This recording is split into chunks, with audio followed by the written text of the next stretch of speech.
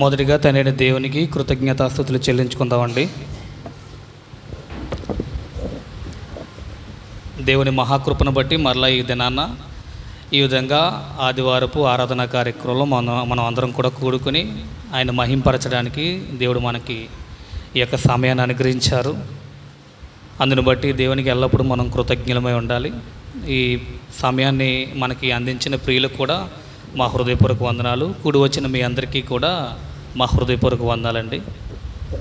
ఈ దినాన ఒక గంభీరమైన సంగతిని మనం నేర్చుకోవడానికి ప్రయత్నం చేద్దాం. జాగ్రత్తగా వినండి. ఎవరైతే ఈ విషయాలు శ్రద్ధగా వింటారో వారికి చాలా ఉపయోగకరమైన విషయాలు ఇక్కడ చెప్పబడుతూ ఉంటాయి. అది నేనే కాదు, ప్రియులైన సోదరులు ఎవరు చెప్పినా కూడా ఖచ్చితంగా ఏదో ఒక విషయాన్ని దేవుడు మనకు నేర్పిస్తాడు. కాబట్టి వినే కొద్ది మాటలు కూడా చాలా శ్రద్ధగా వినాలి. ఒక విషయాన్ని అక్కడ నేను జ్ఞాపకం చేశాను. ఏంటంటే సంవత్సరానికి ఎన్ని వారాలు ఉంటాయి? అదే ఆదివారాల గురించి మాట్లాడుతున్నాను. 52 అంటే నెలకెన్ని? 4, వారానికి 1. ఆ వారానికి ఒక ఆదివారంలో మనం కూడుకుంటున్నాం, ఒక 2 గంటలు కూడుకుంటాం, ఒక 45 నిమిషాల వాక్యం వింటాం. అందులో ఎంత నువ్వు శ్రద్ధగా వింటావు? పోలే, ఎంత మనం శ్రద్ధగా వింటాం? 45 నిమిషాల వాక్యం లేదా ఒక గంట వాక్యం చెప్తే ఒక అరగంట వాక్యాన్ని శ్రద్ధగా వింటాం. అందులో నువ్వెంత అర్థం చేసుకుంటావు చెప్పండి? ఒక 20 నిమిషాల వాక్యాన్ని అర్థం చేసుకున్నావు. సరే, ఆ 20 నిమిషాల వాక్యంలో ఎంత నువ్వు అన్వయించుకున్నావు నీ జీవితంలో మనకే తెలియాలి. అంటే దేవుడికి మన జీవితంలో ఇంత ఇచ్చాం సమయాన్ని. ఇంత సమయం ఇస్తే అంత సమయం కూడా మనం సరిగ్గా వినకపోతే మన జీవితాలు అలాగే ఉంటాయి, ఇంకా ఏమీ మార్పులు ఉండవు. కాబట్టి సంవత్సరం 365 రోజుల్లో 52 వారాలు ఆదివారం అని మనం చెప్పుకొని దాంట్లో ఒక అరగంట కూడా మనం వాక్యానికి మనం సమయం ఇవ్వకపోతే నిజంగా చెప్తున్నాను, మనం మారలేమండి. కాబట్టి శ్రద్ధగా వినాలి. మనం దేవునికి ఇచ్చేది చాలా తక్కువ. మిగతా సహవాసాలకి ఇంతలా రారు, వస్తారా? ఆదివారానికి ఉన్నంత జోషు మిగతా వారాలకు ఉంటుందా? ఉండదు. మరి ఏటో మరి. కాబట్టి ప్రతి వారాన్ని కూడా గొప్పగా ఎంచండి. ఇది ప్రభు దినం. నేను తక్కువ అనట్లేదు, కానీ సహవాసంగా కూడుకునే ప్రతి వారం కూడా ఇదే సంఖ్యాపరంగా అందరూ రావాలి. అలా వచ్చినప్పుడు మనం వాక్యాన్ని ఎక్కువగా వినడానికి అవకాశం ఉంటుంది ఫ్యాన్. కాబట్టి ఇదేనా చాలా ప్రాముఖ్యమైన ఒక కీర్తన. మనం జాగ్రత్తగా విందాం, శ్రద్ధగా వినండి. మన జీవితాలకు ఇది చాలా ప్రాముఖ్యం. మొదటిగా ఈ కీర్తన నేను పరిచయం చేస్తున్నాను. ఇవి యాత్రా కీర్తనలు అని అంటారు. చాలాసార్లు మనకు సహోదరులు వీటి గురించి చెప్తూ ఉంటారు. ఇది 120 దగ్గర నుంచి, అంటే కీర్తన మొత్తం 150 కీర్తనలు ఉంటాయి, అంతేనా? 150 కీర్తనలో 120వ కీర్తన దగ్గర నుంచి దాదాపుగా ఒక 15 కీర్తనలు, అంటే 134 వరకు ఈ యాత్రా కీర్తనల శీర్షిక అనేది నడుస్తూ ఉంటుంది కీర్తన గ్రంథంలో. అందులో ఈ దినాన్న ఒక కీర్తనను మనము స్టడీ చేయబోతున్నాం అన్నమాట. ఆ కీర్తనే 130వ కీర్తన. ఏ కీర్తన అండి? 130వ కీర్తనని మనం జాగ్రత్తగా ఈ దినాన్న నిశ్చితంగా దాన్ని అర్థం చేసుకోవడానికి ప్రయత్నం చేద్దాం. దానికంటే ముందుగా వాటిపైన ఒక పేరు ఉంది. అది ఏమని ఉందంటే యాత్రా కీర్తన అని ఉంది. యాత్రా కీర్తన అంటే ఏంటి? యాత్రా కీర్తన అంటే మనం ఏం అర్థం చేసుకోవాలి? యాత్రా కీర్తన అంటే ఉత్తర కంచెలో ఉండి మనం అర్థం చేసుకుంటే దాన్ని అర్థం చేసుకోవడం కష్టమే. కానీ ఈ యాత్రా కీర్తనని ఎలా అర్థం చేసుకోవాలి ఈ పదాన్ని అని మనం ఒకసారి ఆలోచిస్తే, దీని కొరకు మనమే కాదు, బైబిల్ని బాగా పరిశీలించి దాన్ని పఠించిన పండితులు కూడా తర్జన భర్జన అయ్యారు ఈ యాత్రా కీర్తన అనే పదాన్ని ఎలా అర్థం చేసుకోవాలో. మొదటిగా ఈ యాత్రా కీర్తన అంటే ఆ పదానికి అర్థం ఏంటంటే ఎక్కి వెళ్ళడం అని అర్థం అన్నమాట. ఏంటండి? ఎక్కి వెళ్ళడం. ఏం ఎక్కి వెళ్ళడం? బస్సు ఎక్కి వెళ్ళడమా? కాదు. మరి ఏం ఎక్కి వెళ్ళడం అంటే, యెరూషలేములో దేవుని యొక్క ఆలయం ఉంది, అది ఎక్కి వెళ్ళేంత ఎత్తులో ఉంది. యోధా కొండసీమల్లో యెరూషలేం ప్రాంతంలో ఈ ఆలయం అనేది ఉంది. ఏ ఆలయం? వారు అంటే ఇశ్రాయేలుకి దేవుడు ఒక ఆజ్ఞ ఇచ్చాడు. మనం నిర్గమకాండము 34 అధ్యాయము 23-24 వచనాలు మనం చూసినప్పుడు అక్కడ కొన్ని విషయాలు తెలపబడతాయి. సంవత్సరానికి ఇశ్రాయేలుకి దేవుడు ఆజ్ఞ ఇచ్చింది. జాగ్రత్తగా వినాలి. ఇశ్రాయేలుకి దేవుడు ఏమని ఆజ్ఞ ఇచ్చాడంటే, సంవత్సరానికి 3 సార్లు పురుషులందరూ కూడా నా మందిరానికి మీరు రావాలి. ఖచ్చితంగా మీరు కూడుకోవలసిన అవసరత ఉంది. మీరు ఎక్కడున్నా అది అంత పట్టింపు కాదు, కానీ ఖచ్చితంగా సంవత్సరానికి 3 సార్లు మాత్రం మీరు యెహోవా మందిరానికి వచ్చి ఆయన స్తుతించవలసిన అవసరం ఉంది అని అక్కడ మనం చూస్తూ ఉంటాం.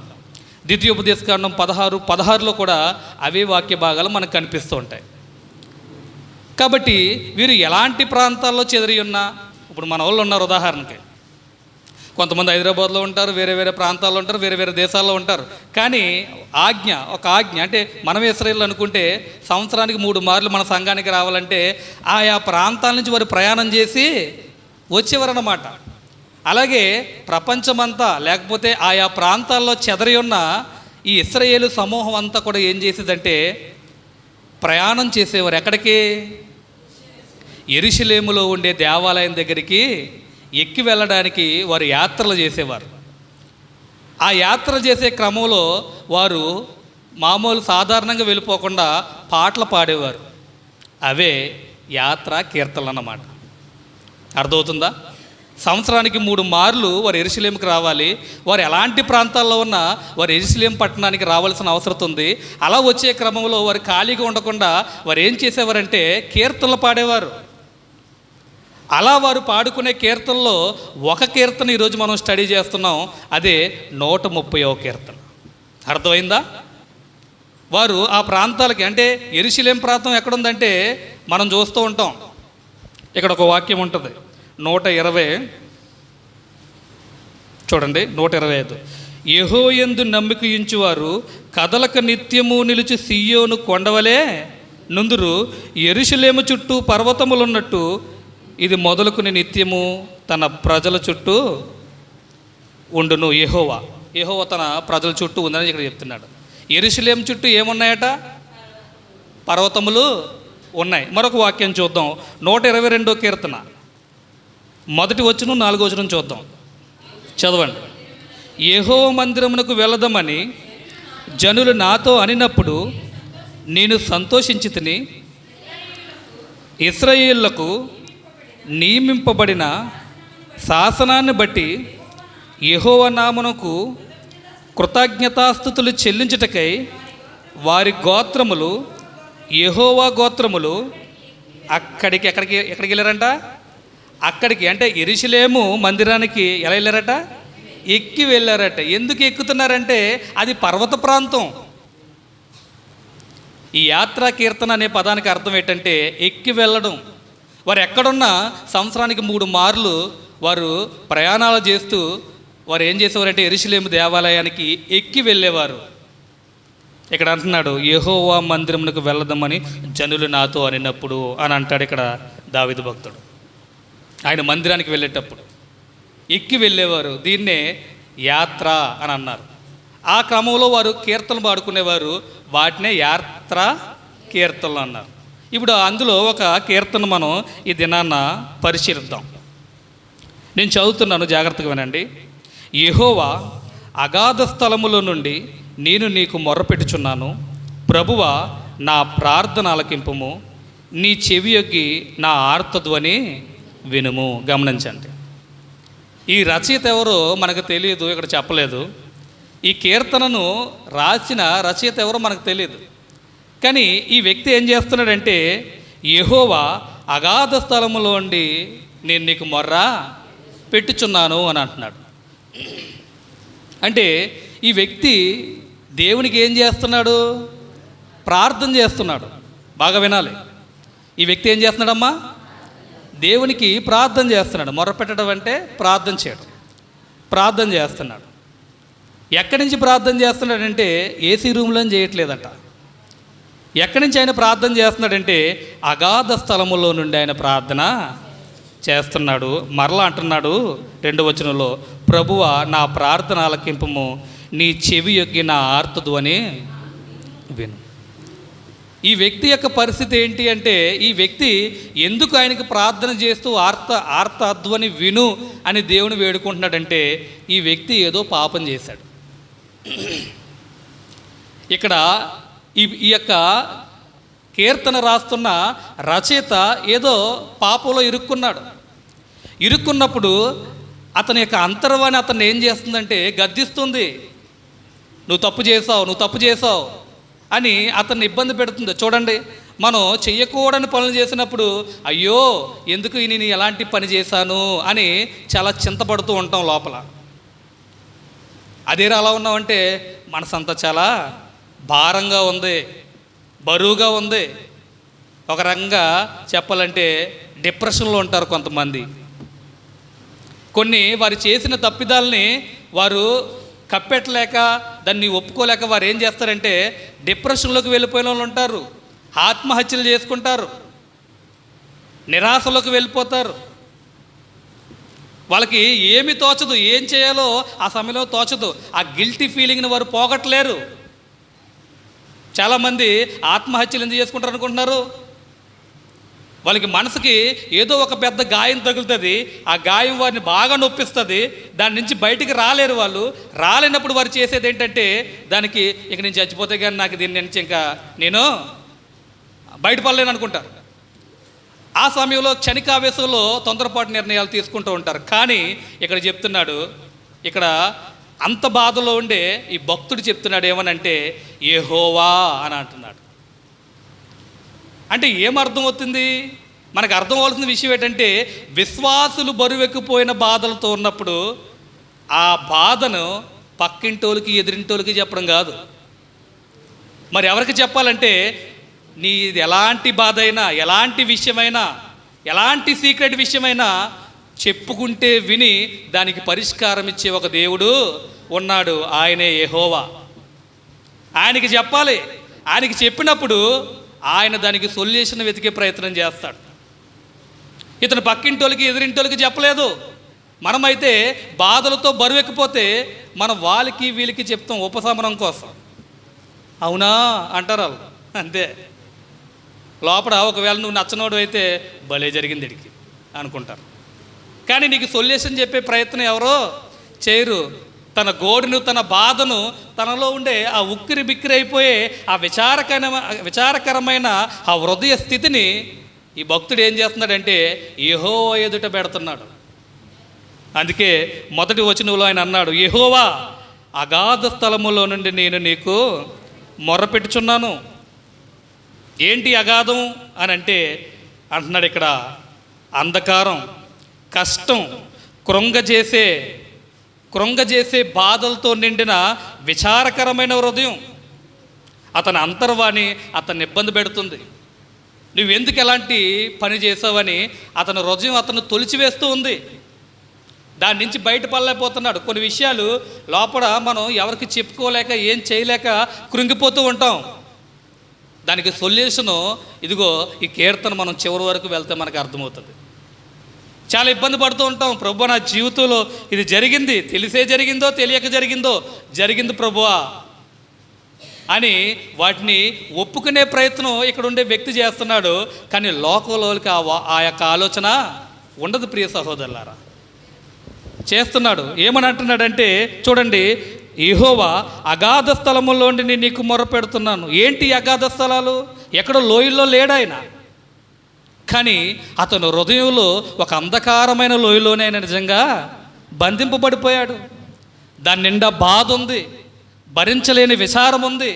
తన హృదయం తన మీదే ఏలెత్తి చూపించే వైఖరి అక్కడ ఉంది. అలాంటి విచారకరమైన పరిస్థితులు వినాలి. ఈ వ్యక్తి ఉన్నాడు. ఈ వ్యక్తి ఉండి తన గోడంతా కూడా ఎవరికి వెళ్ళబోస్తున్నాడట? చెప్పండి, ఎవరికి? చివరి చెప్పండి. యెహోవాకు చెప్తున్నాడు. ఏమనంటే ఆయనకి ప్రార్థన చేస్తున్నాడు, ప్రభువా నా ప్రార్థన నువ్వు ఆలకించు అని అంటున్నాడండి. ప్రార్థన ఆలకించు అని అంటున్నాడంటే దేవుడు మనం పొరపాట్లు చేసినప్పుడు ఆయన ఏం చేస్తాడంటే మన ప్రార్థన తాత్కాలికంగా వింటాడా? వెండు. ఆయన రెస్పాన్స్ కొంచెం లేట్ అవుతుంది. ఎందుకంటే నువ్వు ఎంత పశ్చాత్తాపడతావు అని చూస్తాడు. దావీదు బత్షెబాతో పోయినప్పుడు 51వ కీర్తన చదవండి. పరుపులు తేలిపోయేలాగా ఆయన రోధిస్తాడు. ఆ మాట అక్కడ ఉండదు కానీ తర్వాత కీర్తనలు ఉండదు కానీ ఆయన చాలా దుఃఖాన్ని అక్కడ వ్యక్తపరుస్తాడు. చాలా బాధపడతాడు. నాకు తెలిసే ఈ కార్యాన్ని నేను చేశాను ప్రభు అని ఎదుర్కొంటా అని చాలా దుఃఖాన్ని అక్కడ వ్యక్తపరుస్తాడు.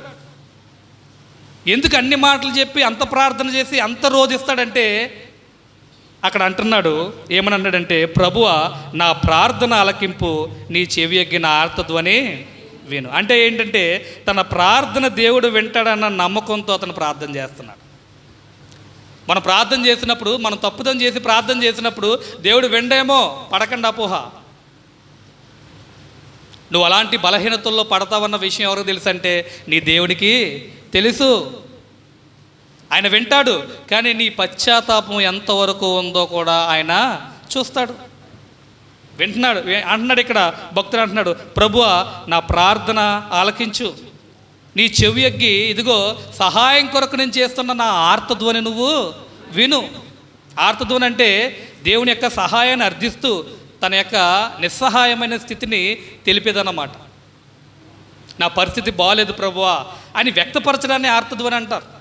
అది బాధతో నింపబడి మాట్లాడే మాటలవి. ఇలాంటి విచారకరమైన హృదయంతో ఇదిగో ఈ రచయిత ఏమండి దేవునికి ప్రార్థన చేస్తున్నాడు. నా ప్రార్థన నువ్వు ఆలకిస్తావన్న విషయం నాకు తెలుసు. నా ప్రార్థన ఆలకించు ప్రభువా, నా మాటలు విను ప్రభువా. ఉదాహరణకి ఇప్పుడు పిల్లలు వాళ్ళ అమ్మ నాన్నే బతిమాలుకుంటూ ఉంటారు కొన్నిసార్లు. నాన్న నాకు కొను, అమ్మ నాకు కొను, నాకు ఇవ్వు అని అంటారు. ఎందుకు అన్నిసార్లు అడుగుతారు? లాస్ట్కి ఖచ్చితంగా ఇస్తారన్న విషయం ఈ కుర్రోడికి తెలుసు. ఎందుకంటే ప్రేమను బట్టి. స్టార్టింగ్లో మొండికేసిన తర్వాత మా నాన్న మా అమ్మ నా మాటని ఖచ్చితంగా ఇస్తారని తెలిసి పట్టు విడవకుండా అడుగుతూ ఉంటారు. అదేవిధంగా ఇక్కడ తన బాధను ఈ భక్తుడు ఏం చేస్తున్నాడంటే బయట పెడుతూ, అంటే దేవునికి చెబుతూ, ఇదిగో నేను ఎలా చెబుతున్నాను, నా ప్రార్థన నువ్వు ఖచ్చితంగా వినాలి. ఈ నిరాశ కోపంలో నుంచి నన్ను బయటికి తీసుకెళ్ళగవాడు కేవలం నీవు మాత్రమే అని ఏం చేస్తున్నాడంటే ఆయన తన బాధను వ్యక్తపరుస్తున్నాడు. ప్రభువా నా ప్రార్థన ఆలకించు, నా చెవి యొగ్గి నా ఆర్తధ్వని నీవు విను అని అంటున్నాడు. అని మొదలెడుతున్నాడండి. ఇప్పుడు ఏమని మొదలెడుతున్నాడు చూడండి. ఏమంటున్నాడంటే, యెహోవా నీవు దోషములను, 3వ వచనం, యెహోవా నీవు దోషములను కనిపెట్టి చూచిన ఎడల ప్రభువా ఎవడు నిలవగలడు? చూసారే మాట. ఏమండి ఈ వ్యక్తికి తెలుసు దేవుడు ఎలాంటి మనసు కలిగి ఉన్నాడు. మా దోషాలన్నింటినీ కూడా నువ్వు పరిగణలోకి తీసుకుంటే ప్రభువా నీ ఎదుట నిలవబడడానికి మేము సరిపోతామా అని అంటున్నాడు ఇక్కడ. మేము చేసిన దోషాలన్నీ కూడా లెక్కల్లో పెడితే నీ ఎదుట మేము ఉండడానికి ఎంత మాత్రం కూడా మేము సరిపోమంటున్నాడు. ఒకవేళ దేవుడు మన పాపాలను కానీ పరిగణలోకి తీసుకుంటే ఎవరు ఆయన ఎదుట నిలవబడతారు? కానీ తన ప్రేమ చేత, తన కృప చేత ఆయన ఏం చేస్తాడో తర్వాత వచనంలో మాట్లాడుతున్నాడు చూడండి. ఆయనను జనులు నీ యందు భయభక్తులు నిలిపినట్లు నీ యొద్ద క్షమాపణ. చూసారా, ఈ భక్తుడికి ఏం తెలుస్తుంది? దేవుని యొక్క వాక్యం ఈ వ్యక్తికి తెలుసు. ఏం తెలుసు వాక్యం అంటే, నీ యందు భయభక్తులు కలిగినట్లుగా నువ్వు క్షమిస్తావన్న విషయం నాకు తెలుసు అంటున్నాడు. నీతిమంతుడు లేడు, ఒక్కడును లేడని రోమాపత్రికలో అపోస్తలుడైన పౌలు గారు చెప్పారు.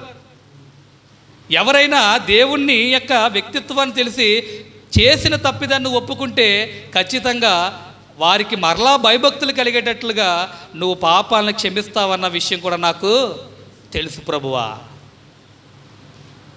ఒకవేళ నువ్వు అలా కాకుండా పాపాన్ని కానీ లెక్కల్లో పెడితే, ఈ వ్యక్తి పాపి, ఈ విషయంలో తప్పు చేశాడని లెక్కల్లో పెడితే ప్రభువా ఈ భూమి మీద ఎవడు నిలబడతాడో చెప్పు నీ ఎదుట, ఎవడు పాపం చేయకుండా ఉన్నాడు, ఎవడు నీ ఎదుట నిలవడానికి అర్హుడు, ఎవరు లేరు. కానీ అలా నువ్వు చేయవు, కానీ నువ్వేం చేస్తావంటే క్షమాపణ ఇస్తావు. ఎందుకు క్షమాపణ ఇస్తావు అంటే ఇక మీదట నేను ఎప్పుడు ఇంకెలాంటి పొరపాటు చేయకూడదు బాబోయ్, నేను దేవుని యందు భయభక్తులు కలిగి ఉండాలి. ఈ ఆలోచన కలిగించడానికి నువ్వేం చేస్తావంటే క్షమాపణ ఇస్తావు ప్రభువా. చూసారా ఈ వ్యక్తి యొక్క పరిస్థితి? అంటే ఏదో పాపం చేశాడు, ఆ పాపం వల్ల కలిగిన ఆ హృదయ గద్దింపు నుంచి, ఆ గిల్టీ ఫీలింగ్ నుంచి బయటికి రావడానికి చాలా ఇబ్బంది పడుతున్నాడు, రాలేకపోతున్నాడు. తన బాధను ఎవరికి చెప్పుకోవాలో తెలియలేదు. ఎవరికి చెప్పుకున్నాడంటే ఎవరైతే తీస్తారో ఆయనకే చెప్పుకున్నాడు. మనం కూడా కొన్ని నిరాశ కోపాల్లో చిక్కున్నప్పుడు మనం కూడా ఇదిగో ఈ ఎక్కిపోయే కీర్తనలో ఉండే ఆ పదాలను, ఆ యొక్క భావాలను మనం అర్థం చేసుకుని మనం కూడా ప్రార్థిస్తే దేవుడు ఖచ్చితంగా మన ప్రార్థన కూడా ఆయన వింటాడు. ప్రియులారా, ఖచ్చితంగా వింటాడు ఆయన. ఇక్కడ అంటున్నాడు, ప్రభువా ఇదిగో దోషాలు నువ్వు కనిపెట్టి చూస్తే నీ ఎదుట నిలవడానికి ఎవడో సరిపోడు ప్రభువా, కానీ నీ ఎదుట నిలవబడ్డానికి, నీ యందు భయభక్తులు కలిగి ఉండడానికి నీ దగ్గర ఏం దొరుకుతుందంటే కృప సమృద్ధిగా దొరుకుతుంది అని అంటున్నాడు. అంటే దేవుడు కృప చూపిస్తాడా అంటే అవును, ఖచ్చితంగా చూపిస్తాడు. ఎలా అంటే లోకంలో నశించిపోతున్న మనము దేవుని ఎదుట నిలవబడ్డానికి అర్హులమా? దేవుడు లోకాన్ని చూసినప్పుడు మనం ఎలా ఉన్నామంటే అపరాధముల చేతను, పాపముల చేతను చచ్చిన వారి వలె ఉన్నాం తప్ప జీవించేవారిగా మనం ఎంత మాత్రం లేము. మరి లేని సమయంలో ఆయన ఏం చేశాడంటే తన కృపచేత మనల్ని ఏం చేశాడు ఆయన? చెప్పండి. తన కృపచేత మనల్ని ఆయన ఆ పాపపు కోపం నుంచి విమోచించి మనల్ని రక్షించాడు. ఎందుకు రక్షించాడంటే మళ్ళీ పాపాలు చేద్దామని, అంతేనా? దేవుడు మనల్ని ఎందుకు క్షమిస్తాడంటే మరలా నువ్వు తాపీగా ఏ పాపాన్ని అయితే విడిచిపెట్టో మరలా చేయడానికి కాదు. దేవుని కృప నీ పట్ల ఎందుకు విస్తరించిందంటే ఆయన ఎందుకు భయభక్తులు కలిగి ఎప్పటి నుంచైనా నువ్వు జాగ్రత్తగా ఉంటావని. రోమపత్రికలో అంటాడు, ఎక్కడైతే పాపం విస్తరించిందో అక్కడే కృప అపరిమితంగా విస్తరించింది. అట్లని పాపంలో కృప విస్తరించాలని పాపంలో ఉందామా అని అంటాడు. అట్లన రాదు అని అంటాడు. అక్కడ కృప నా పట్ల విస్తరించాలి కాబట్టి, నేను పాపంలో ఉంటేనే కృప విస్తరిస్తుంది కాబట్టి దేవుని కరుణ నా మీద ఎక్కువ ఉండాలంటే నేను ఎక్కువగా పాపంలో గడపాలనా అర్థం కాదు. మరి ఏంటంటే దేవుని యందు భయభక్తులు నిలిపి ఉండాలి. తల్లిదండ్రులు మనం ఏదో తప్పు చేసినప్పుడు వారి మందలించి సర్లే ఈసారి నుంచి అలాంటి పనులు నువ్వు చేయకని మనం వదిలేశారనుకోండి, మళ్ళా చేయమనా అర్థం? మళ్ళా చేయమనా? మరి ఎందుకు అలా వదిలేశారంటే ఇక మీదట అలాంటి పొరపాట్లు చేయకుండా ఉండాలని. ఇక్కడ అంటున్నాడు, ఆ భక్తుడు మాట్లాడుతున్నాడు, ఈ వ్యక్తికి వాక్యం తెలుసు, అందుకే అంటున్నాడు పాపంగానే నువ్వు పరిగణలోకి తీసుకుంటే నీ ఎదుట నిలవడానికి ఎవడో ఉండడు ప్రభువా. కానీ నువ్వు అలా చేయవు, నాకు తెలుసు. నువ్వేం చేస్తావంటే నీ యందు భయభక్తులు పూన్నట్లు నాకు కృపను ఇస్తావు కదా. అంటే ఒక వ్యక్తి పాపములో కూరుకుపోయినప్పుడు ఏమండి దేవుని యొద్ద నాకు కృప దొరుకుతుందన్న ఒక ఉద్దేశంతో ప్రార్థన చెయ్యాలి. ఆ మాటలు అర్థమవుతున్నాయి మీకు? మనం పాపంలో ఇరుక్కుపోయినప్పుడు, ఒక గిల్టీ ఫీలింగ్ మనం తొలిచేస్తున్నప్పుడు, దాంట్లోంచి ఎలా బయటికి రావాలో మనకు తెలియనప్పుడు దాని నుంచి విమోచించగలిగే దేవుడు నాకున్నాడు, ఆయన నన్ను విమోచిస్తాడు, నన్ను ఆయన కాపాడగలడనే ఒక ఆలోచన నీ దగ్గర ఉండాలి. ఆ ఆలోచన ఈ రచయిత దగ్గర ఉంది కనుకనే ఈ పదాలను ఆ ప్రార్థనలో వల్లిస్తున్నాడు. ఏమనంటాడంటే అయినను జనులు నీ యందు భయభక్తులు నిలుపునట్లు నీ యొద్ద క్షమాపణ దొరుకుతుందట. అంటే దేవుడు మనకి క్షమాపణ ఇచ్చేది ఎందుకంటే ఆయన యందు భయభక్తులు కలిగి ఉండడానికి. ఈరోజు లోకంలో నశించిపోతున్న మనందరినీ కూడా ఆయన క్షమించి ఆయన రాజ్యంలో చేర్చాడు. మనందరినీ ఆయన ఏం చేశాడండి? క్షమించాడు. ఇప్పుడు ఎందుకు క్షమించాడు? మరలా ఎలాంటి పనికిమాల జీవితాన్ని మనం వదిలిపెట్టామో మళ్ళీ దాంట్లోకి వెళ్ళడానికా? చెప్పండి. ఎందుకు మళ్ళీ ఆయన క్షమించాడంటే నువ్వు మరలా అలా ఉండడానికి కాదు, నీ కొరకు ఎవరైతే మరణించి తిరిగి లేచారో ఆయనలాగా నువ్వు రూపాంతరం చెందడానికి ఆయన సంఘంలో నిన్ను నిలబెట్టాడు. ఒక విషయాన్ని మీకు చెప్తాను. మనం పాపం చేసినప్పుడు ఆయన రక్షించాడు, సంఘంలో నిలబెట్టాడు. సంఘంలో నిలబెట్టిన తర్వాత కూడా మనం పాపంలో పడతామా? చెప్పండి. పడతాం. ఖచ్చితంగా పాపంలో పడే అవకాశాలు. అపోస్తులైన పౌలు గారు గలతీయులకు రాసిన పత్రికలో ఒక మాట అంటాడు, తీయవసరం లేదు. నేను పలానా ప్రాంతానికి వెళ్ళినప్పుడు అక్కడ పేతురు అపరాధిగా తీర్చబడెను అని అంటాడు. అంటే తొలి అపోస్తులే రక్షణ పొందిన తర్వాత పాపంలో పడే అవకాశాలు ఉన్నాయంటే ఉన్నాయి. పేతురు ఒక విషయంలో అపరాధి అయ్యాడు, మరి రక్షించేసాడు దేవుడు, మరలా అపరాధి అయిపోయాడు, ఇంకా అయిపోయినట్టనే సీన్ అంటే లేదు. చేసిన తప్పిదాన్ని ఒప్పుకుని దాన్ని విడిచిపెట్టి ఆయన యందు భయభక్తులు పూనితే ఆయన రక్షించడానికి సమర్థుడిగానే ఆయన ఉన్నాడు. అర్థమవుతున్నాయండి నా మాటలు? మీకు అర్థమవుతున్నాయా? మనం రక్షింపబడిన తర్వాత ఖచ్చితంగా ఈ పాడు లోకంలో మనం కూడా పాడవుతూ ఉంటాం. బురదలో నడిస్తే ఎంత జాగ్రత్తగా ఉన్నా ఇంటికి వెళ్ళబోడికి వస్త్రాలకి బురద అంటుకోకుండా ఉండదు. ఏదో ఒక మరక త్వరక నీ మీద పడుతూనే ఉంటుంది. మరి దాన్ని వదిలించుకోవడం ఎలాగా? దాన్ని వదిలించుకోవడం ఎలాగా కూడా దేవుడే చెప్పాడు. ఆయనతో సహవాసం కలిగిన మనమట ఎప్పటికప్పుడు ఆ వాక్యం చేత మనం ఏం చేయాలంటే ఉదక స్నానం చేస్తూ మన పాపాలను ఒప్పుకుంటూ ఉంటే యేసుక్రీస్తు ప్రభు యొక్క పవిత్రమైన రక్తం ఏం చేస్తుందట? ప్రతి పాపం నుండి మనల్ని పవిత్రులుగా చేస్తుంది. నా మాటలు కాదు, యోహాను రాసిన మొదటి పత్రిక 1వ అధ్యాయము 8-9 వచనాలు మనం ఒకసారి చదువుదాం. జాగ్రత్తగా వినండి. యోహాను రాసిన మొదటి పత్రిక 1వ అధ్యాయము 8-9 వచనాలు. మనం పాపము లేని వారమని చెప్పుకునే యెడల మనలను మనమే మోసపుచ్చుకుందుము, మరియు మనలో సత్యం ఉండదు. మన పాపములను మనం ఒప్పుకునే యెడల ఆయన నమ్మదగిన వాడును నీతిమంతుడు గనక ఆయన మన పాపములను క్షమించి సమస్త దుర్నీతి నుండి మనలను, చూసారా, సమస్త దుర్నీతి నుండి మనల్ని ఏం చేస్తాడంట? పవిత్రులుగా చేస్తాడు. ఎప్పుడంటే నేను పాపం లేదు, నాలో ఇంకే పాపం లేదు, నేను పవిత్రుని అయిపోయాను అని అనుకున్నప్పుడు కాదు. అలా అంటే ఆయన మనం ఏం చేసినట్టు? అబద్ధికుని చేసినట్టు. కానీ మన జీవితంలో జరుగుతున్న పాపాలని ఆయనతో సహవాసం కలిగి ఉన్న మనము ఎప్పటికప్పుడు ఒప్పుకుని విడిచిపెడుతూ ఉంటే యేసుక్రీస్తు ప్రభు యొక్క రక్తబట ప్రతి పాపం నుంచి, సమస్త దుర్నీతి నుంచి మనల్ని ఏం చేస్తుంది? పవిత్రంగా చేస్తుందట. ఎలా అంటే నీతిమంతుడైన ఉత్తరవాది యేసుక్రీస్తు ప్రభు తండ్రి వద్ద మనకున్నాడు. ఒకవేళ మనం పాపం చేస్తే మన తరపున దేవునికి విజ్ఞాపన చేయడానికి మన ప్రధాన యాజకుడు మనకు అందుబాటులోనే ఉన్నాడు. ప్రభువా ఈసారికి వాడిని వదిలే. మళ్ళీ చేశాడు, ప్రభువా ఏదో తెలియక చేశాడు, ఈసారికి వాడిని విడిచిపెట్టు. తెలిసి మళ్ళీ చేశాడు, క్షమిస్తాడా? పాపం నిన్ను క్షమించేది మరలా చేస్తావని కాదు. అమ్మో నేను చేసింది పొరపాటు, ఇది మరలా చేస్తే దేవుడి దగ్గర నుంచి క్షమాపణ దొరకదు, నేను భయభక్తులు కలిగి ఉండాలని. ఈ భక్తుడికి ఈ విషయం తెలుసా అంటే తెలుసు. ఇతడు ఎవరంటే భక్తుడే ఏమయ్యాడంటే పాపంలో పడ్డాడు. పాపంలో పడినప్పుడు ఆ గిల్టీ ఫీలింగ్తో దేవునికి ప్రార్థన చేస్తున్నాడు. ఆయన వింటాడన్న విషయం తెలుసు. అందరూ పాపులు, ఆయన దగ్గర కృప దొరుకుతుంది, కృపచేత ఆయన పాపాలను క్షమిస్తాడన్న విషయం కూడా ఆ వ్యక్తికి తెలుసు. ఈ నమ్మకంతో దేవునికి ప్రార్థన ఆ వ్యక్తి చేస్తున్నాడు. తన పరిస్థితి బాగోలేదు, తన హృదయం బాగలేదు, విచారంగా ఉంది. చాలా హృదయంలో ఒక సమాధానము, శాంతి అనేది లేదు. కొన్ని పరిస్థితులు ఎలాంటివి మనకి ఎదురవుతూ ఉంటాయి.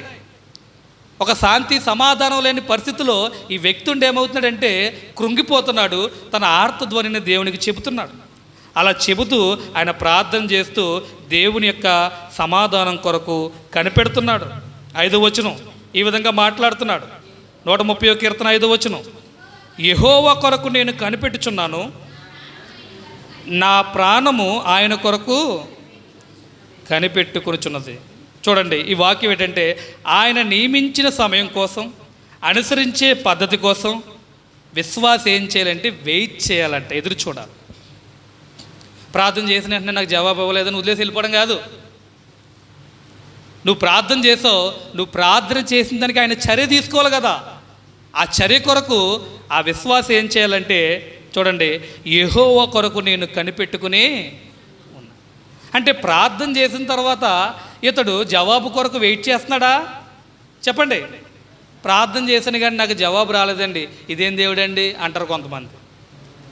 కానీ ఇతను చూడండి, ప్రార్థన చేసిన తర్వాత ఆయన యొక్క సమాధానం కొరకు వెయిట్ చేస్తున్నాడు. ఏమని? ఆయన నియమించిన సమయం కోసం వెయిట్ చేస్తున్నాడు. అంటే దాన్ని తీర్చే సమయం, అనుసరించే పద్ధతి, ఏ విధంగా దాన్ని డీల్ చేస్తాడో ఆ యొక్క సమయం కొరకు వెయిట్ చేస్తున్నాడు. అంతేకాదు దేవుడు చర్య తీసుకోవాలని, జవాబు ఆయనే ఇవ్వాలని, ఆయన స్వయంగా నాకు సమాధానం కలిగించడానికి నా దగ్గరికి రావాలని, ఆనందకరమైన సహవాసంలో నేను కూడా మరలా యథావిధిగా దేవునితో కలిసి జీవించాలని ఈ వ్యక్తి ఏం చేస్తున్నాడంటే యెహోవా కొరకు కనిపెడుతున్నాడు. ప్రార్థన చేసి నాకేం జరగలేదని బయటికి వెళ్ళిపోకూడదు. మనం దేవుని కొరకు ఎదురు చూడాలి. నేను ప్రార్థన చేస్తున్నాను, నా దేవుడు నాకు సహాయం చేస్తాడు. నా పరిస్థితి బాగోలేదా, నా హృదయం బాగోలేదా, దానికి శాంతి కలిగించడానికి ఆయన ఏదో చర్య చేయబోతున్నాడు. ఈ ఆలోచనతో ఆయన ఎలాంటి చర్యలు చేస్తాడో, ఆయన ఎలాంటి విధానంలో ఆయన మన పట్ల వ్యవహరించబోతున్నాడో దాని కొరకు మనం ఏం చేయాలంటే వెయిట్ చేయాలట, కనిపెట్టాలి. అలా కనిపెట్టినప్పుడు ఆయన ఏం చేస్తాడంటే మనకి ఆయన సహాయాన్ని చేయడానికి ఆయన అడుగులు వేస్తాడు. ఇంకా మాట్లాడుతున్నాడు. ఆయన మాటను ఆ సమయంలో ఏం చేస్తున్నాడంటే జ్ఞాపకం ఉంచుకుంటున్నాడు. అర్థమవుతున్నాయి నా మాటలు? ఈ వ్యక్తి ప్రార్థన చేసినప్పుడు దేవుడు ఎలాంటి వాడో ఎరిగే ప్రార్థన చేశాడు. ఆయన సమాధానం ఇస్తాడని తలిచే ప్రార్థన చేశాడు. ప్రార్థన చేసిన వ్యక్తి ఆయన సమాధానం కొరకు వెయిట్ చేస్తున్నాడు. వెయిట్ చేసే సమయంలో మరి సమయం ఉంటుంది. ఈ సమయంలో మనకి మరి ఆగదు కదా, మరి లోపల ఆ బాధ ఆగదు. మరి దానికి ఆ సమాధానం కొరకు మనం ఏం చేయాలంటే ఆయన మాట చూడండి ఇక్కడ ఉంది. ఏమని అంటున్నాడంటే ఆయన మాట మీద నేను ఆశ పెట్టుకుని ఉన్నాను. ఆయన మాట అంటే ఏంటంటే దిగులు, కష్టం, నేరారోపణ చేస్తున్న హృదయం ఉన్న సమయంలో దేవుని వెలలేని వాగ్దానాలు కొన్నిటిని మనం వెతికి వాటిపై మన ఆశాభావాన్ని, నమ్మకాన్ని నిలుపుకోవాలి. ఆయన వాక్కుపై ఆశ పెట్టుకున్న వారికి దేవుడు ఎప్పుడు కూడా వారిని త్రోసివేయడు. అంటే దేవుడి సమాధానం కొంచెం లేట్ అయిందనుకోండి, మనం మధ్యలో కొన్ని వాగ్దానాలని జ్ఞాపకం చేసుకోవాలి. ఏమన్నాడు? నిన్నేమాత్రం విడువను, నిన్నెన్నడూ ఎడబాయను అని అన్నాడు. ప్రతి విషయంలోనూ ప్రార్థన విజ్ఞాపన ద్వారా నాకు తెలియచేయండి, సమాధానాన్ని మీకు నేను ఇస్తాను. మీ ప్రతి బలహీనత నేను ఎరిగిన వాడినే, కాబట్టి మీరు ప్రార్థన చేస్తే నేను సమీపంగానే మీకు ఉన్నానని ఎన్నో వాగ్దానాలు ఉన్నాయి. కాబట్టి దేవునికి ప్రార్థన చేసిన తర్వాత యెహోవా కొరకు కనిపెట్టే ఈ క్రమంలో దేవుని యొక్క వాగ్దానాలను మనం జ్ఞాపకం చేసుకోవాలి. అవి జ్ఞాపకం చేసుకోకపోతే ప్రార్థన చేస్తావు, మరలా లోకం వైపు నువ్వు పరుగులు చేస్తావు. మనం వాగ్దానాల గురించి చెప్పుకున్నాం కదా. వాగ్దానాలు ఎందుకంటే నువ్వు లోకంలో భ్రష్టుడిగా మారిపోకుండా నిన్ను దేవుళ్ళో నిక్కచ్చగా నిలబెట్టేవే వాగ్దానాలు. ఆ వాగ్దానాలని నువ్వు జ్ఞాపకం చేసుకోవాలి. ఎలాంటి సమయంలో జ్ఞాపకం చేసుకోవాలి? మొన్న ఒక సహోదరి, ఎవరంటే పేరంటే అది జెమినియా ఏదో పేరు, మొత్తానికి క్రికెటర్, ఏదో పేరు మొత్తానికి జెమినియా, జెమిమా అనే ఒక సహోదరి, ఆమె క్రికెట్ ఆడేటప్పుడు శక్తి కోల్పోయిందట.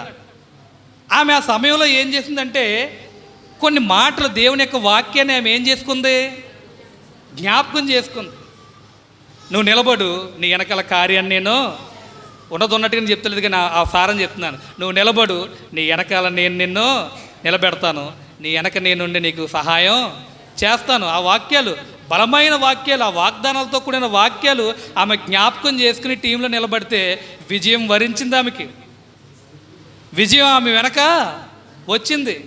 అంటే బలహీనమైన సమయాల్లో ఆమె ఏం చేసిందంటే దేవుని యొక్క ఎనలేని వాగ్దానాలు ఏం చేసింది చెప్పండి?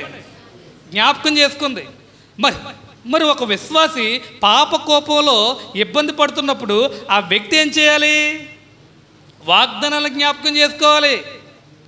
నేను ఎన్నడూ విడవను, నేను ఎడబాయను. ఇది ఎంత భరోసా అండి! సదాకాలము మీతోనే నేను ఉంటానన్నాడు ఆయన. ఇవెంత గొప్ప వాగ్దానాలు! ఎలాంటి వాగ్దానాలని! నీ భారమంతా యెహోవా మీద మోపు, ఆయన నిన్ను తేలికపరుస్తాడు. ఎన్నో విషయాలు ఉన్నాయి. ఈ వాగ్దానాలు జ్ఞాపకం చేసుకున్నప్పుడు యెహోవా కొరకట మనం ఆశాభావంతో కనిపెడతాం.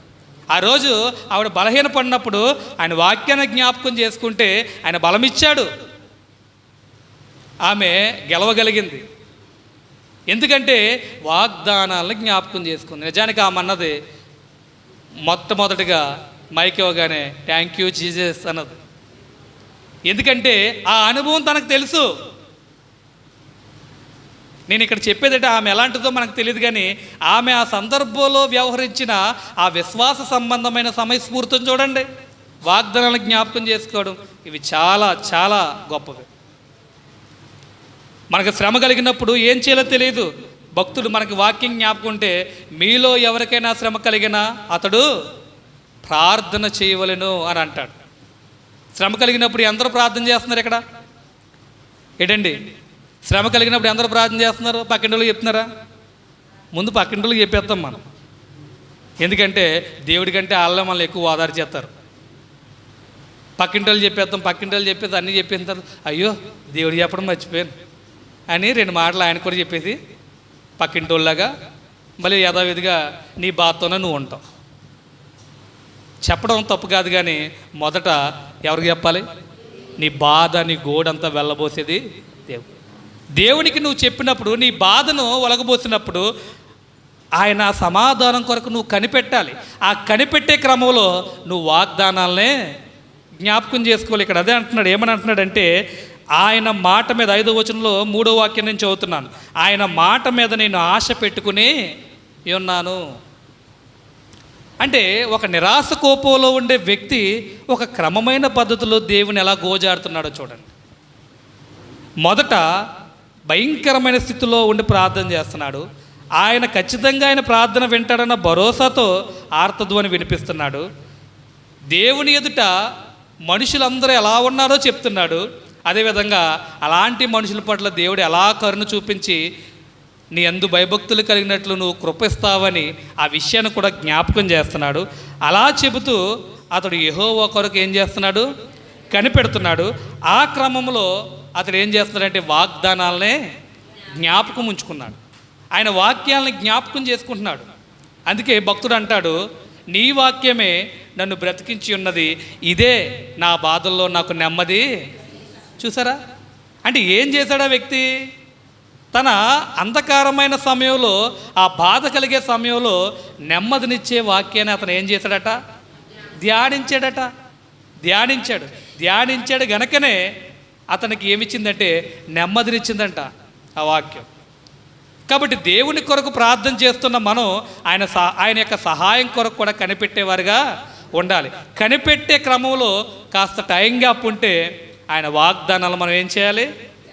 జ్ఞాపకం చేసుకోవాలి. ఆయన కొరకు కనిపెట్టాలి.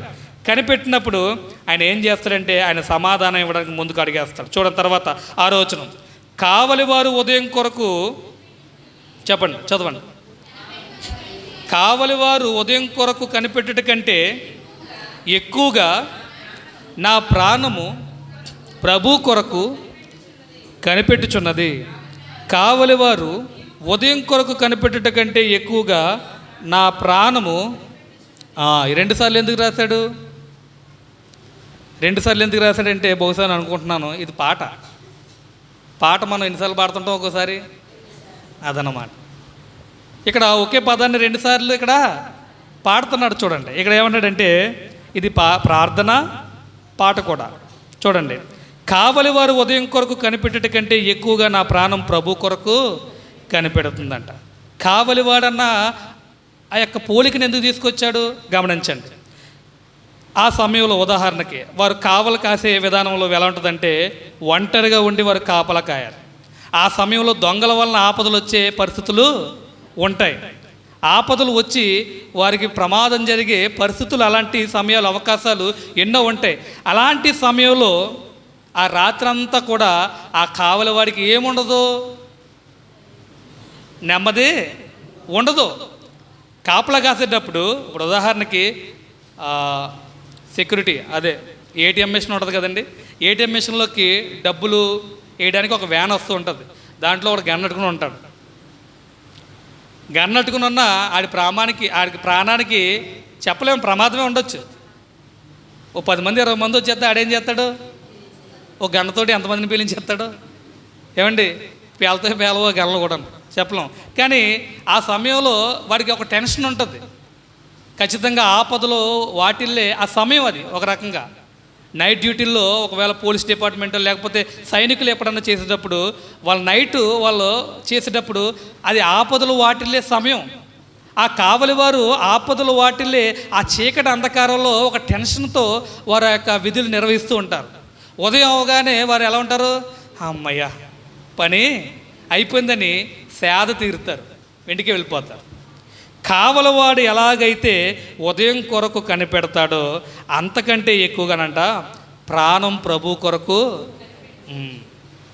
ఈ కావలవాడు ఈ అంధకారపు ప్రమాదం పరిస్థితుల్లో నుంచి బయటపడడానికి కనిపెడుతుంటే, ఇక్కడున్న భక్తుడట ఈ అంధకారపు పాప ఊబిలో నుంచి శాంతికరమైన ఆ వెలుగు కొరకు కనిపెడతాడు. అది పోలిక.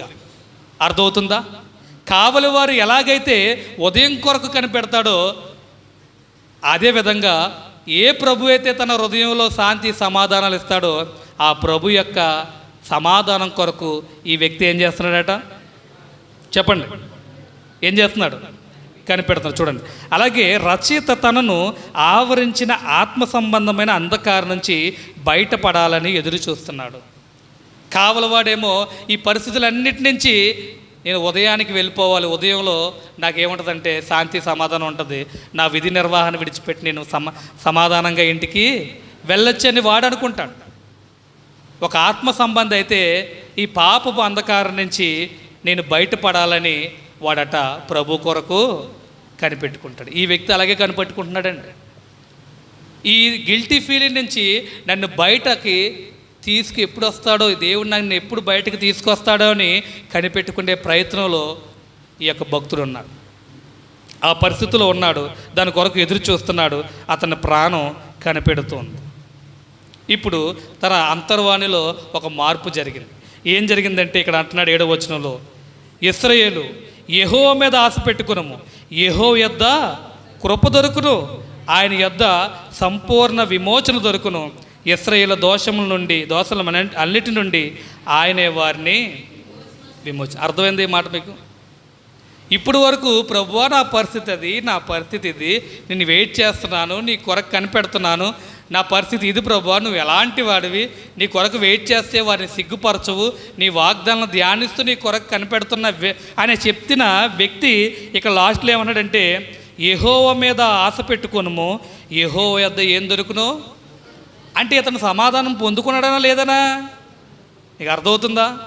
ఇతడు ప్రార్థన చేస్తుండగానే ఇతనికి ఏమొచ్చిందంటే బహుశా సమాధానం వచ్చింది. ఒక్కొక్కసారి మనం ప్రార్థన చేస్తున్నప్పుడు ఏ బరువెక్కిపోయిన హృదయంతో మనం ప్రార్థన చేస్తామో ఆ బరువెక్కిపోయిన హృదయం తేలికైపోతుంటుంది. చూడండి, మీకు జరిగిందో లేదు కానీ నాకు చాలాసార్లు జరిగింది. మన జీవితంలో దేవునికి వ్యతిరేకంగా కొన్ని పనులు మనం చేస్తున్నప్పుడు వాటిని దేవుని ఎదుట పశ్చాత్తాపంతో ఒప్పుకుంటే ఈ బరువెక్కిపోయిన హృదయం, ఒకవేళ ఇదే కరెక్ట్ అయితే గమనించండి, ఈ బరువెక్కిపోయిన హృదయం ఒక్కసారిగా దానికి క్షమాపణ పొందుకున్నప్పుడు అది తేలికవుతుంది. అంతకు ముందున్న ఆ హృదయ భారం తర్వాత నీకు ఉండదు. ఎందుకు ఉండదంటే నీకు యెహోవా యొద్ద నుంచి ఏమొచ్చింది? సమాధానం వచ్చింది. యెహోవా నీ ప్రార్థన విన్నాడు. నీ ప్రార్థన విని నీ బరువెక్కిన హృదయాన్ని ఆయన ఏం చేశాడు? తేలికపరిచాడు. నువ్వు ఏ హృదయంతో కృంగిపోయావో ఆ హృదయాన్ని మరలా ఒక సమాధానకరమైన పరిస్థితికి ఆయన తీసుకొచ్చాడు. ఇది అనుభవపూర్వకంగా ఎరిగిన ఈ భక్తుడు మాట్లాడుతున్నాడు. ఇశ్రాయేలు యెహోవా మీదే నువ్వు ఆశ పెట్టుకో, ఎందుకంటే యెహోవా యొద్ద ఏం దొరుకుతుంది? కృప దొరుకుతుంది. కృప అంటే ఆయన అనుగ్రహం, ఆయన దయ. నీకు అర్హత లేకపోయినా ఆయన నీ పట్ల చూపించే అపారమైన దయ. ఆయన యొద్దే నీకు ఆ కృప, ఆ దయ, దాక్షిణ్యం అనేది నీకు లభిస్తుంది.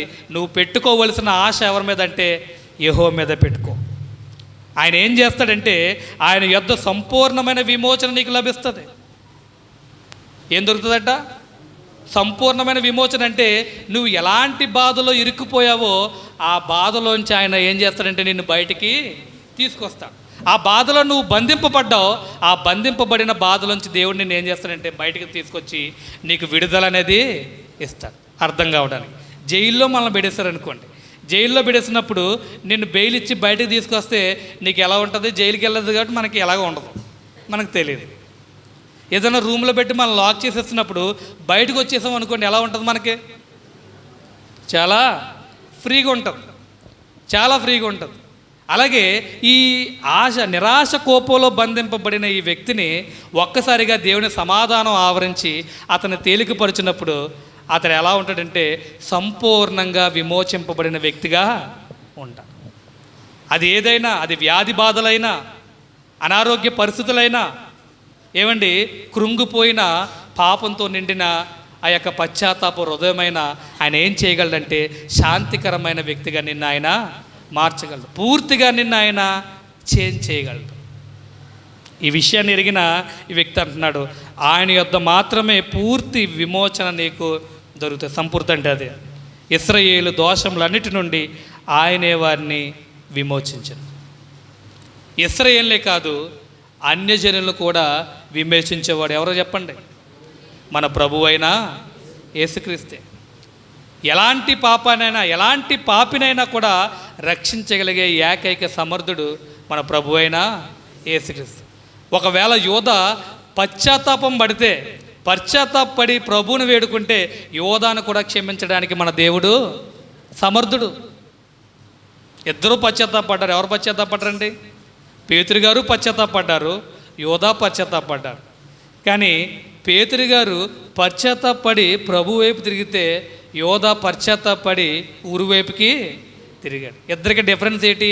కూడా తిరిగాడు కానీ యోధాకి ఏం లేదు, వాక్యమును గూర్చిన వాగ్దానాల అవగాహన లేదు. కూడా తిరిగిన పేతురికి ఏముంది? ఆయన వాక్యాలు విన్నాడు, ఆయన చెప్పిన ఆ వాగ్దానాలను కూడా జ్ఞాపకం చేసుకున్నాడు గనకనే పశ్చాత్తాపడి ప్రభు కొరకు పనిచేశాడు. కానీ ఇతను కూడా తిరిగి డబ్బు సంచి మీదే ఇతను ఫోకస్ ఉంది. ఎవరికి? యోధాకి. కాబట్టి చివరికి ఏం మిగిలిందంటే ఊరే మిగిలింది. యేసుక్రీస్తు ప్రభు ఎవరినైనా విమోచించగలడు. యేసుక్రీస్తు ప్రభు ఎలాంటి పాపనైనా ఆయన రక్షించగలడు. ఎలాంటి అంధకారపు లోతుల్లో చిక్కుపోయిన వారి యొక్క హృదయాలైనా ఆయన సమాధానకరమైన పరిస్థితికి ఆయన తీసుకురాగలిగే ఏకైక సమర్థుడు మన ప్రభు అయిన యేసుక్రీస్తు. కాబట్టి ఆయన యందు మనం నమ్మిక ఉంచాలి. ఎలాంటి నిరాశ కోపంలో మనం చిక్కుకుపోయినా కూడా అలాంటి పరిస్థితి నుంచి బయటికి తీసుకురాగలిగే ఏకైక సమర్థుడు మనం నమ్ముకున్న మన యేసుక్రీస్తు ప్రభు. కాబట్టి గమనించండి ప్రియ సహోదరులారా, ఈ కీర్తన లోతుల్లో నుంచి రచయిత మొరపెట్టాడు. ఇప్పుడు ఆశాభావం, నిశ్చయత శిఖరాలకు ఆ వ్యక్తి చేరుకున్నాడు. ఒకప్పుడు అతను ప్రార్థన చేసినప్పుడు అతని స్థితి ఏంటంటే గిల్టీ ఫీలింగ్తో నింపబడి ఉన్నాడు, విచారకరమైన హృదయం కలిగి ఉన్నాడు.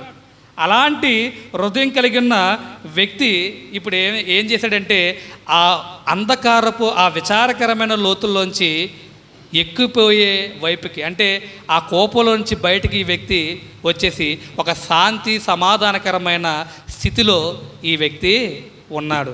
ఎవరికి మొర చెప్పడం వల్ల? యెహోవాకు మొర పెట్టడం వల్ల. అంటే యెహోవాకు మొర పెడితేనే మన యొక్క పాపాలు క్షమింపబడతాయి, మన హృదయస్థితి మారుతుంది. అంతేగాని ఎవరికి మొరపెట్టినా అది సాధ్యము కాదు. కాబట్టి గమనించండి, మన జీవితాల్లో తప్పిదాలు జరుగుతాయి.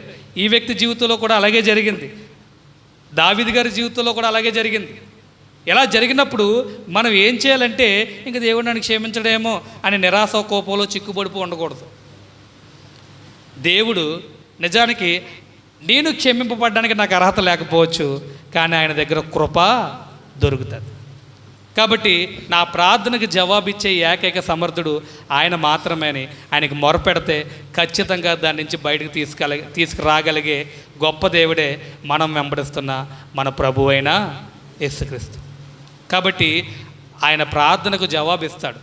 మన ప్రధాన యాజకుడు మన బలహీనతల్లో సహానుభవం లేనివాడు ఏమాత్రం కాదు. ఆయన మనవలే చింతాక్రాంతుడైన పరిస్థితులు ఉన్నాయి. సిలువ ఎక్కే ఆ ముందు రాత్రి ఆయన గెస్సేమనే తోటలో ఎంతో చింతాక్రాంతుడయ్యాడు. ఎంతో భయంకరంగా రోధించాడు దేవుని ఎదుట. ఆయన మానవ బలహీనతను బట్టి ఎలా అన్నాడంటే, తండ్రి నీ చిత్తమైతే ఈ గిన్నె నా యొద్ద నుంచి, చూసారా మాట, ఆయనలో మానవత్వం సంపూర్ణమైన ఆయన మానవుడు అని అనడానికి ఇదొక సూచన. ఏంటంటే నీ గిన్నె నా యొద్ద నుంచి తొలగించన్నాడు ఆయన.